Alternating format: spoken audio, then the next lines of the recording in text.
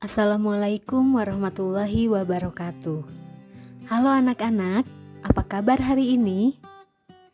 Semoga anak-anak senantiasa dalam keadaan sehat walafiat dan dalam lindungan Allah Subhanahu wa Ta'ala. Amin ya Robbal 'Alamin. Pada kesempatan kali ini, Bu Alif akan menjelaskan mengenai pelajaran 4, yaitu Ayo Membayar Zakat. Sebelum kita memulai pelajaran, mari kita membaca doa terlebih dahulu. Bismillahirrahmanirrahim. Rabbi zidni ilma warzuqni fahma. Artinya, ya Allah, tambahkanlah ilmuku dan tinggikanlah pemahamanku. Amin. Nah anak-anak, apakah kalian masih ingat zakat termasuk ke dalam rukun Islam yang keberapa ya?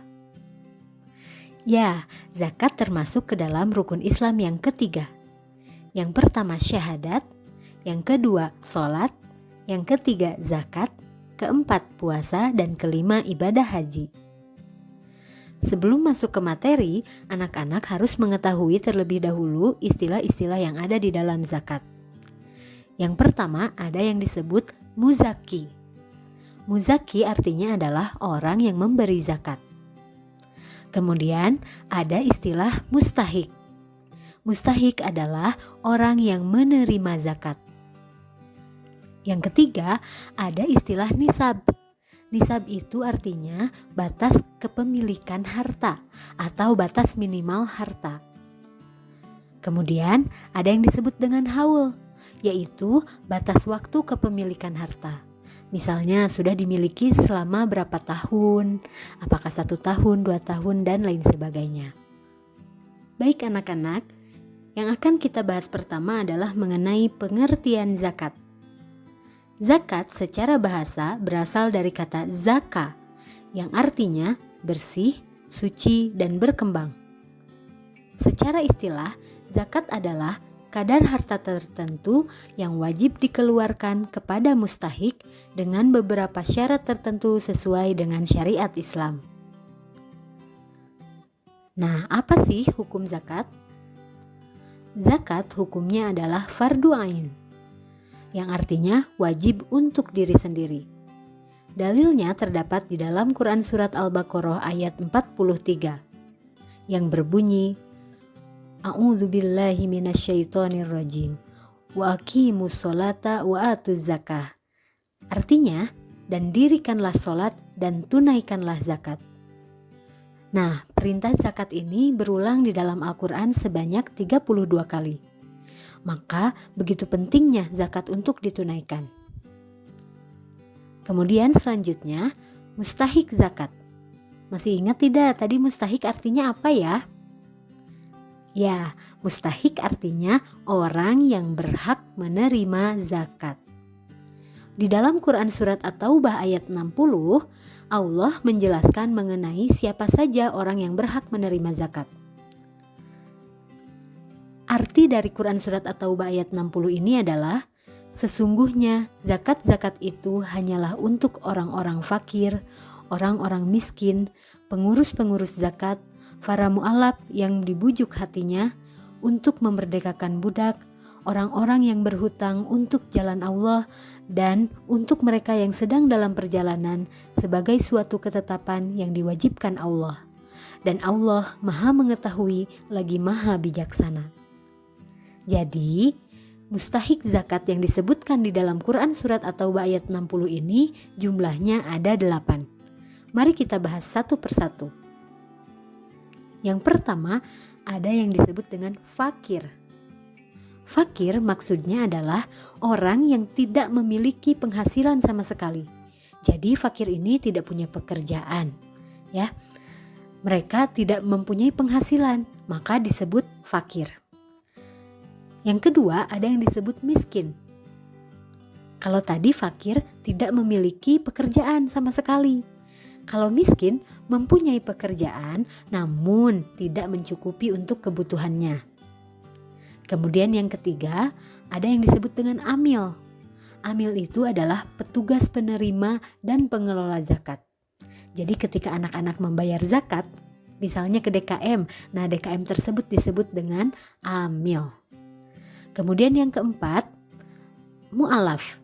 Mu'alaf artinya adalah orang yang baru masuk Islam. Yang kelima, ada yang disebut dengan gorim.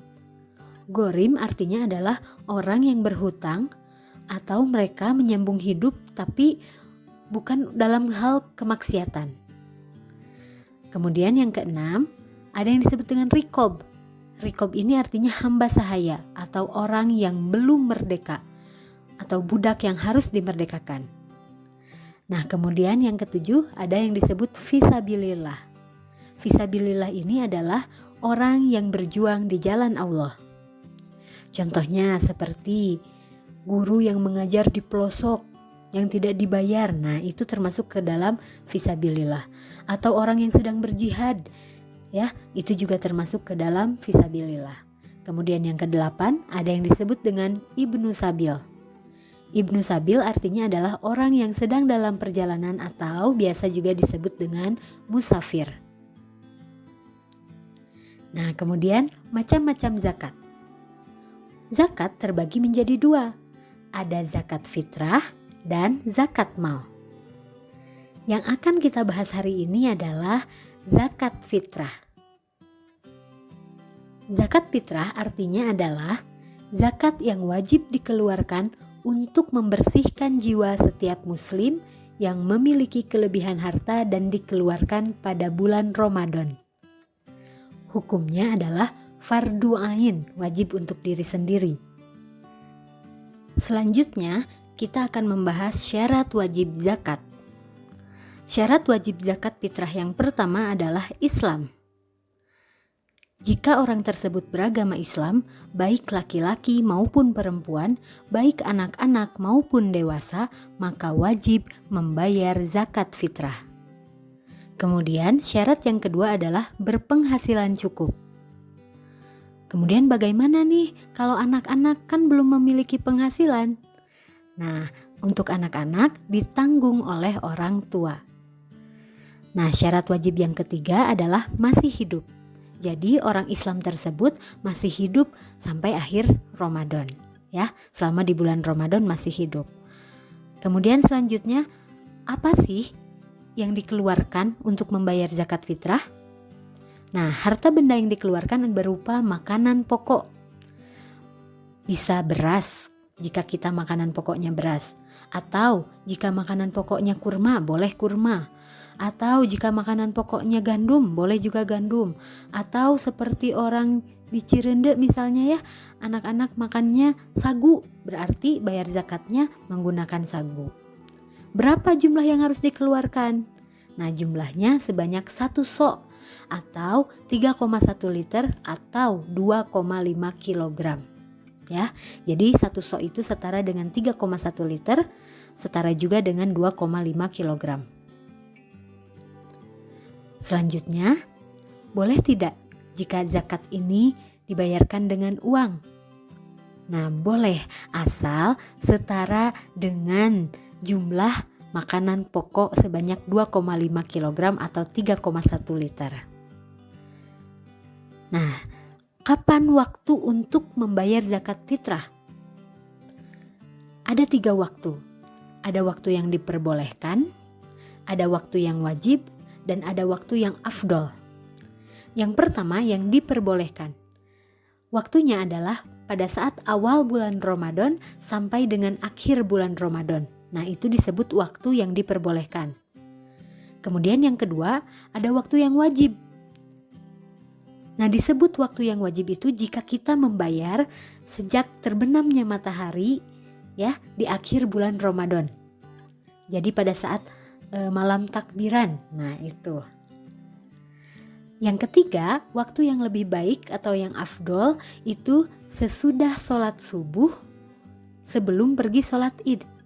Jadi pada saat anak-anak mau berangkat sholat idul fitri, subuhnya membayar zakat. Nah, itu waktu yang lebih baik, yang paling dianjurkan, ya.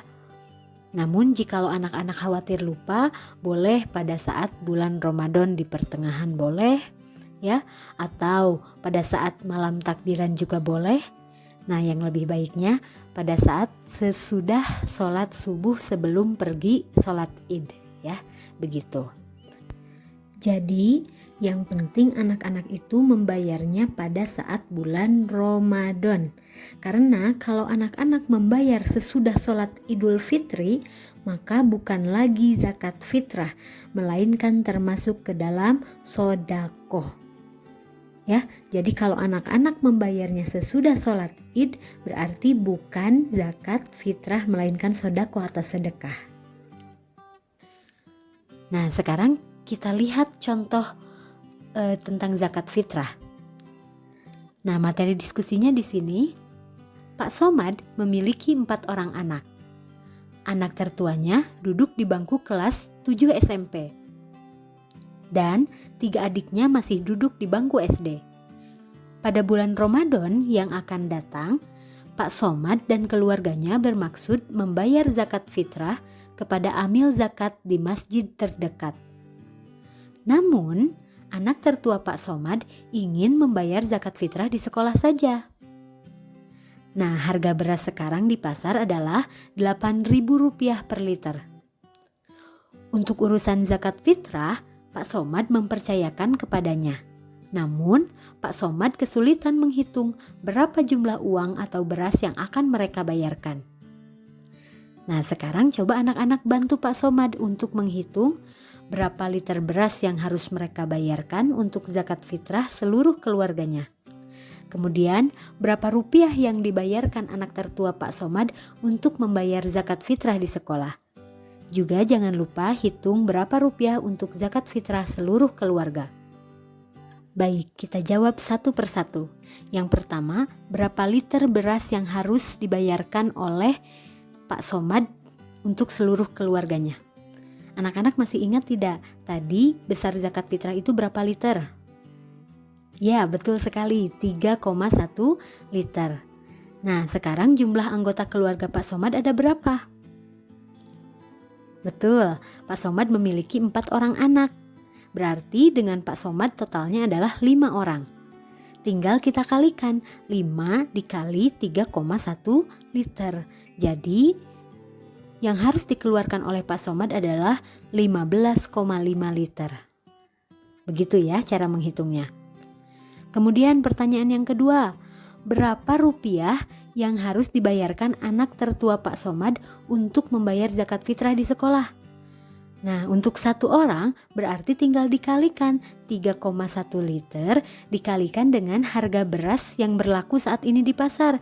Di pasar tadi di soal adalah 8.000 per liter, berarti 3,1 liter dikali 8.000.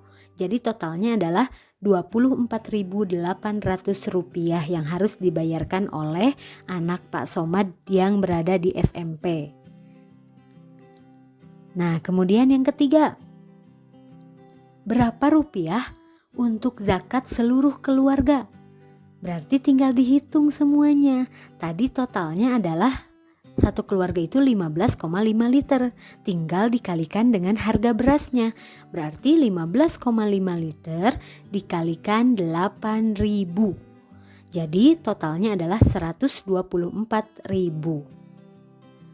Baik anak-anak, selanjutnya silahkan anak-anak kerjakan latihan soal di buku tulis PAI. Ada 2 soal di sini, silahkan ditulis dulu soalnya, kemudian dikerjakan dan dikumpulkan boleh melalui Google Drive atau melalui WA Bu Alif. Terima kasih anak-anak. Alhamdulillah. Assalamualaikum warahmatullahi wabarakatuh.